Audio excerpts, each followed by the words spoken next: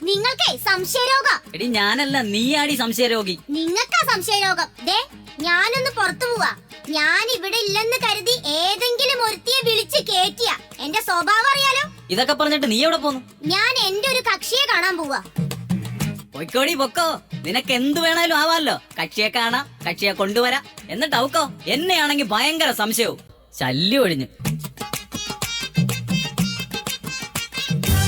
നീയല്ലേ? അതെ ഞാനാണ്. അതല്ല, അവളല്ലേന്ന്. ഞാൻ മുംതാസ്. മുംതാസെ, നീ ഇവിടെ നിക്കല്ലേ, നീ ഒന്ന് പുറത്തോട്ട് ഇറങ്ങിക്കേ. ചന്ദ്രിയെങ്ങണം വന്ന് കണ്ടാണ്ടല്ലോ. കണ്ട എന്താ? പിന്നെ ഞാൻ ജീവിച്ചിരുന്നിട്ട് ഒരു കാര്യമില്ല. അയ്യോ അതെന്താ? അവൾ എന്നെ കൊന്നുകളയില്ലേ, പിന്നെ ജീവിച്ചിരുന്നിട്ട് വല്ല കാര്യമുണ്ടാ?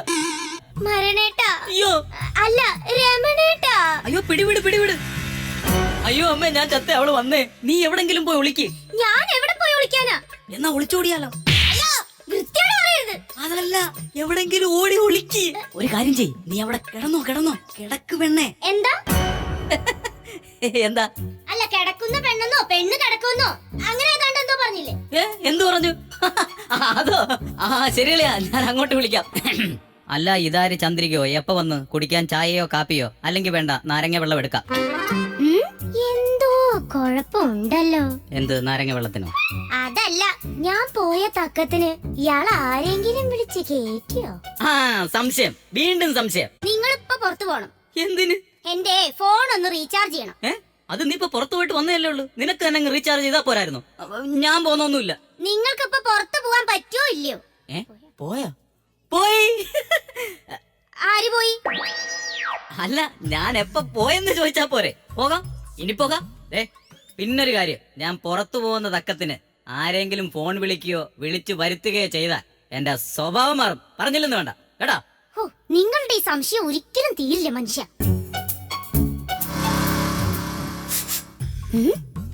എന്നാലും ഇത് രമണേട്ടന്റെ സ്പ്രേഡമാണ് അല്ലല്ലോ.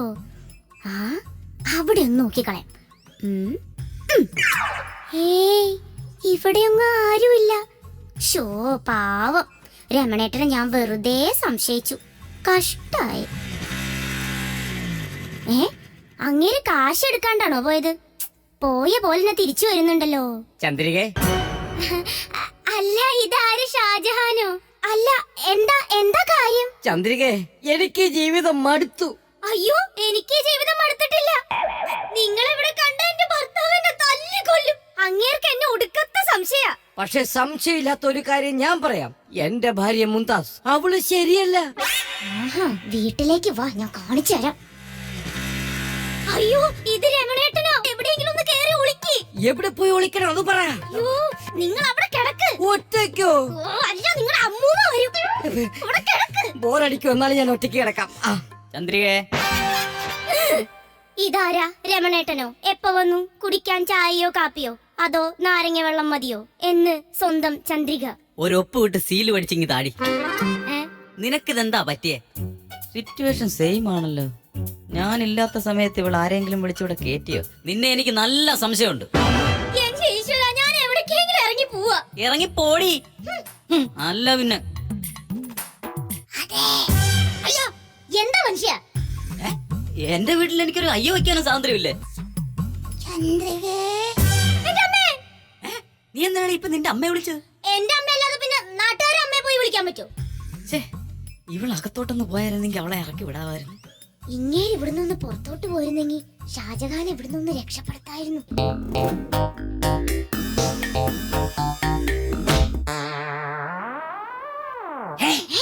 നീ എന്താണ് ഇവിടെ?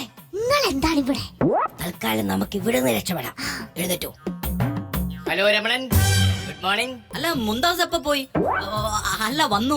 ഞങ്ങൾ രണ്ടുപേരും ഒരുമിച്ചാ വന്നത്. അതെ, ഇനി ഞങ്ങൾ രണ്ടും ഒരുമിച്ച് പോകും. പിന്നെ ഒരു കാര്യം, അടുത്ത ബുധനാഴ്ച ഞങ്ങളുടെ കൊച്ചിന്റെ ബർത്ത്ഡേ ആണ്. അപ്പോ നിങ്ങൾ രണ്ടുപേരും വരണം. അതെ.